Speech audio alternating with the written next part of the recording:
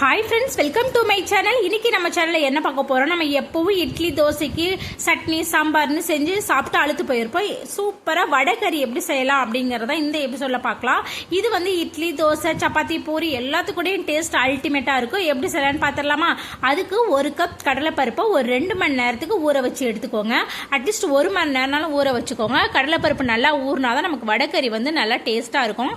அதுக்கப்புறம் ஊற வச்ச கடலைப்பருப்பை நம்ம மிக்சியில் வந்து அரைச்சி எடுத்துக்கலாம். இப்போ வந்து நம்ம தண்ணியே சேர்க்காம தான் அரைச்சிக்க போறோம். அதுக்காக தண்ணி இல்லாம நல்லா மிக்சியில சேர்த்துக்கோங்க. இது கூடவே 2 வரமிளகாய் சேர்த்துக்கோங்க. இதெல்லாம் சேர்த்துட்டு கொஞ்சமா சோம்பு சேர்த்துக்கோங்க, பெருஞ்சீரகம் சொல்லுவோம்ல, அதை சேர்த்துக்கோங்க. இது எல்லாத்தையும் சேர்த்து மிக்சியில கொரப்பா அரைச்சி எடுத்துக்கோங்க. கொரப்பா அரைச்சா போதும், ரொம்ப நைஸா இருக்க வேணாம். இந்த மாதிரி அரைச்சி எடுத்துக்கோங்க. இப்போ அரைச்ச மாவை வந்து நம்ம ஒரு பாத்திரத்துக்கு மாத்திக்கலாம். அந்த மாவுல கொஞ்சமா உப்பு சேர்த்துக்கலாம். உப்பு சேர்த்துக்கிட்டு நம்ம எப்படி வந்து மசால் வடைக்கு வந்து எப்படி நம்ம பிசைஞ்சு ரவுண்டா தட்டி எண்ணெயில் போடுவோமோ அதே மாதிரி இந்த மாவை நம்ம ரவுண்டா உள்ளங்கையில தட்டி இட்லி தட்டில் வச்சு அவிச்சுக்க போறோம். அதுக்கு நம்ம ரெடி பண்ணி வச்சிருக்கிற மாவை ஒரு உருண்டை எடுத்து இந்த மாதிரி உள்ளங்கையில வச்சு நம்ம இட்லி தட்டில் எல்லாத்தையும் வச்சு நம்ம வேக வச்சு எடுத்துக்கலாம்.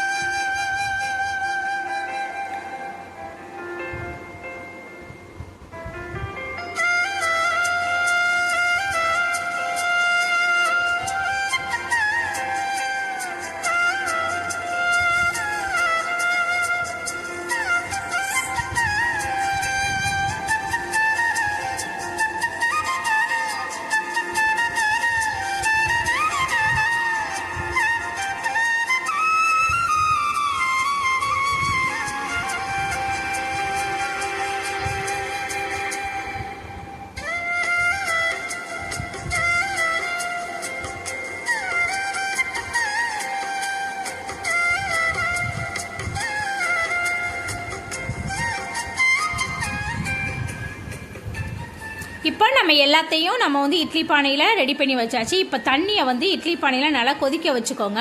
கொதிக்க வச்சு நம்ம ரெடி பண்ணி வச்சிருக்கிற அந்த மாவை வந்து இட்லி தட்டில் வச்சோமா அதை வேக வச்சு எடுத்துக்கோங்க. இது வேகிறதுக்கு வந்து எப்படியும் 5 நிமிஷம் ஆகும். அதுக்குள்ளே நம்ம என்ன பண்ணலாம், காய்கறிக்கெல்லாம் கட் பண்ணி எடுத்துக்கலாம். இதுக்கு வந்து நிறைய காய்கறிலாம் வேண்டியதில் வடைக்கறிக்கு கண்டிப்பாக வந்து வெங்காயம், தக்காளி, பச்சை மிளகாய் இதுதான் நமக்கு தேவையான காய்கறின்னு பார்த்தா அதை நம்ம கட் பண்ணி எடுத்துக்கலாம். ஃபர்ஸ்ட் வெங்காயத்தை நல்லா பொடியாக கட் பண்ணி எடுத்துக்கோங்க. அதே மாதிரி தக்காளியும் கட் பண்ணி எடுத்துக்கோங்க. கூட உங்க காரத்துக்கு தகுந்த மாதிரி பச்சை மிளகாய் சேர்த்துக்கோங்க.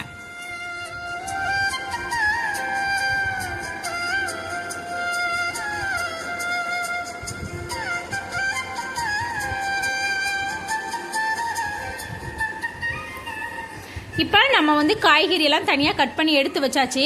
இப்போ நம்ம வேக வச்ச அந்த கடலைப்பருப்பு வேக வச்சோமே அதுவும் நல்லா சூப்பராக ரெடி ஆகிட்டு பாருங்க, நல்லா வடை மாதிரியே இருக்கு. இப்போ சாப்பிட்டாலுமே இது நல்லா இருக்கும். இப்போ நம்ம இந்த ரெடி பண்ணி வச்சிருக்க அந்த கடலைப்பருப்பு வடை என்ன பண்ண போறோம்னா ஒரு கரண்டி வச்சு நல்லா உதுத்து விட்டுக்கலாம். வடைகறிக்கு வந்து அப்படியே போடக்கூடாது, உதுத்து தான் வச்சுக்கணும். சில பேர் என்ன பண்ணுவாங்கன்னா இந்த மாவை நம்ம வேக வச்சு எடுத்தோம்ல அந்த மாதிரி வேக வைக்காம தோசைக்கல்லில் வந்து அப்படியே போட்டு கூட எடுத்துப்பாங்க. அதுவுமே டேஸ்ட் நல்லா தான் இருக்கும். அப்படி தோசைக்கல்ல போட்டு உதுத்து வச்சுப்பாங்க. இப்போ நம்ம கரண்டி வச்சு நம்ம எல்லா வடையுமே வந்து உதுத்துக்கலாம். அப்பதான் நமக்கு வடைக்கறி செய்யும் போது நல்லா இருக்கும். இந்த அளவுக்கு நான் கரண்டியில செய்யற மாதிரி உதுத்து விட்டுக்கோங்க.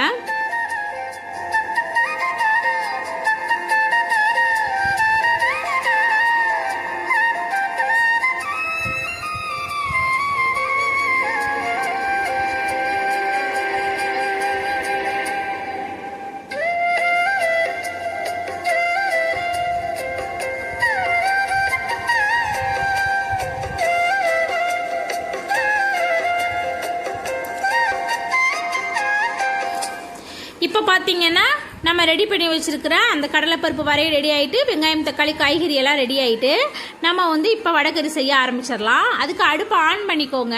அதில் ஒரு கடாய் வச்சுக்கோங்க. அதில் 3 டேபிள் ஸ்பூன் எண்ணெய் சேர்த்துக்கோங்க. எண்ணெய் நல்லா சூடானதும் அதில் சோம்பு சேர்த்துக்கோங்க. சோம்பு நல்லா பொரிஞ்சதும் பட்டை, கிராம்பு, ஏலக்காய், பிரிஞ்சி இலை அதெல்லாம் சேர்த்து நல்லா பொரிக்க விட்டுக்கோங்க. அது எல்லாம் நல்லா பொரிஞ்ச பிறகு அதில் வெங்காயம் சேர்த்துக்கோங்க. வெங்காயம் வந்து கொஞ்சம் கலர் மாறட்டும், அது வரைக்கும் வெயிட் பண்ணுங்க. வெங்காயம் நல்லா வதங்கட்டும். வெங்காயம் நல்லா வதங்கின பிறகு நம்ம வந்து இதில் வந்து தக்காளி, பச்சை மிளகாயெல்லாம் சேர்த்துக்கலாம். இப்போ பச்சை மிளகாய் சேர்த்துக்கோங்க. பச்சை மிளகாய் சேர்த்துக்கிட்டு இப்போ இது கூட நம்ம என்ன பண்ண போறோம்னா கொஞ்சமாக கருவேப்பிலை சேர்த்துக்கோங்க. கருவேப்பிலையும் சேர்த்துக்கிட்டு 1 டேபிள் ஸ்பூன் வந்து இதில் இஞ்சி பூண்டு விழுது சேர்த்துக்கோங்க. சேர்த்துக்கிட்டு பச்சை வாசனை போகிற அளவுக்கு நல்லா வதக்கி விட்டுக்கோங்க. இதோட பச்சை வாசனை போனது நம்ம வந்து கொஞ்சம் பழுத்த தக்காளியாக அதான் கட் பண்ணோம். அதில் 2 தக்காளியாக அதில் கட் பண்ணி சேர்த்துக்கோங்க. இது எல்லாத்தையும் சேர்த்து தக்காளி நல்லா மசியறதுக்கு கொஞ்சம் உப்பு சேர்த்துக்கோங்க. நம்ம உப்பு சேர்த்தோம்னா தக்காளி வெங்காயம் நல்லா மசிஞ்சு வந்துடும். அதுக்கப்புறம் நம்ம உதுத்து வச்சிருந்த அந்த கடலைப்பருப்பு வடையை அது கூட சேர்த்துக்கோங்க. இதையும் அந்த தக்காளி வெங்காயத்து கூட ஒரு 2 நிமிஷத்துக்கு நல்லா வதக்கி விட்டுக்கோங்க. இப்போ நம்ம மசாலா சேர்த்துக்கலாம். இதில் தனி மிளகாய் தூள் 1 டீஸ்பூன் சேர்த்துக்கோங்க. இது கூடவே கரம் மசாலா 1 டீஸ்பூன் சேர்த்துக்கோங்க. நான் இன்னைக்கு இதில் கொஞ்சமாக சிக்கன் மசாலா சேர்த்துருக்கேன். உங்களுக்கு இஷ்டம் இருந்தால் நீங்கள் சேர்த்துக்கோங்க. வேணானா நீங்கள் வந்து வெறும் தனி மிளகாய் தூள், கரம் மசாலா, அடுத்து வீட்டில் அரைச்ச குழம்பு மிளகாய் தூள் சேர்த்துருக்கேன். நீங்கள் மல்லித்தூள் வேணா மல்லித்தூள் சேர்த்துக்கலாம். வீட்டில் அரைச்ச குழம்பு மிளகாய் தூளை நம்ம எல்லாமும் சேர்த்து அரைக்கிறதுனால டேஸ்ட் அல்டிமேட்டாக இருக்கும். இப்போ வந்து நம்ம இது கூட எல்லாத்தையும் நல்லா கலந்து விட்டு இதில் தேவையான அளவு தண்ணி சேர்த்துக்கோங்க. தண்ணி சேர்த்துக்கிட்டு அந்த மசாலா எல்லாம் ஒன்றோட ஒன்று நல்லா மிக்ஸ் ஆகட்டும். எல்லாம் அந்த வடை நம்ம சேர்த்த மசாலா எல்லாம் மிக்ஸ் ஆனதும் இப்போ இது கூடவே கொத்தமல்லி, கருவேப்பிலை இதெல்லாம் போட்டு தூவி ஒரு மூடி போட்டு ஒரு 10 நிமிஷத்துக்கு வேக விடுங்க. மூடி போட்டு 10 நிமிஷம் வேக விடுங்க. அப்போதான் வந்து அந்த வடைக்குள்ள மசாலாவெல்லாம் சேர்ந்து சூப்பராக இருக்கும். இப்போ அது 10 நிமிஷம் ஆகிறதுக்குள்ள நம்ம வடைக்கறிக்கு இட்லி இல்லாமல் எப்படிங்க இட்லி ஊற்றிக்கலாம். இட்லி பாருங்க, இது ரேஷன் அரிசியில் செஞ்ச மாவு தான். சூப்பராக இருக்கும், சாஃப்டாக இருக்கும். இதில் இட்லி அரிசி எதுவுமே சேர்க்கல, ஃபுல்லாக ரேஷன் அரிசி தான். நான் உங்களுக்கு இட்லி அவிச்ச பிறகு காட்டுறேன் எவ்வளோ சாஃப்டாக இருக்குன்னு பாருங்க.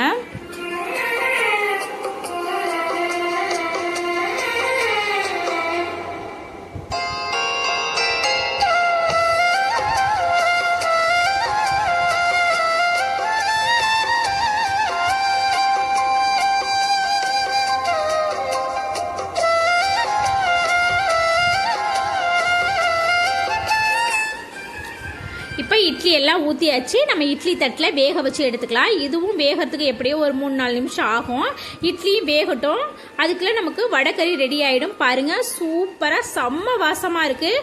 வடைக்கறி வந்து ட்ரையாக தான் இருக்கும். உங்களுக்கு வேணும்னா தண்ணி சேர்த்துக்கலாம். ஆனால் வந்து நம்ம ஹோட்டல்லாம் சாப்பிடும்போது வடைக்கறி வந்து ட்ரையாக தான் இருக்கும். இறக்கிறதுக்கு முன்னாடி கொஞ்சமாக கொத்தமல்லி தூவி இறக்கிக்கோங்க. கொத்தமல்லி, புதினா தூவி இறக்கிக்கோங்க. அவ்வளவுதாங்க, சூப்பராக வடைக்கறி ரெடி ஆகிடுச்சு. இப்போ நம்ம வடைக்கறி ரெடி ஆகிடுச்சு, இட்லி ரெடி ஆகிடுச்சு. இட்லி வெந்துருச்சான்னு ஃபஸ்ட்டு பார்த்துக்கலாம். ஓப்பன் பண்ணி பார்த்துக்கலாம். இட்லி நல்லா வெந்துருச்சுன்னு தான் நினைக்கிறேன். இப்போ தண்ணி தெளிச்சுக்கலாம். இட்லி இப்போ பாருங்க, இட்லி எவ்வளோ சாஃப்டாக இருக்குன்னு சொன்ன மாதிரி இட்லி வெந்துருச்சு. அவ்வளோதாங்க, நம்ம சூப்பரான வடைக்கறி ரெடி ஆயிடுச்சு, இட்லியும் ரெடி ஆயிடுச்சு. அப்புறம் என்னங்க, தட்டில் எடுத்து வச்சு சூப்பராக சாப்பிட வேண்டியதா. நான் சொன்னல இட்லி அவிச்சதை நான் காட்டுறேன்னு சொல்லியிருந்தேன். இட்லி எவ்வளோ சாஃப்டாக இருக்குது பாருங்கள்.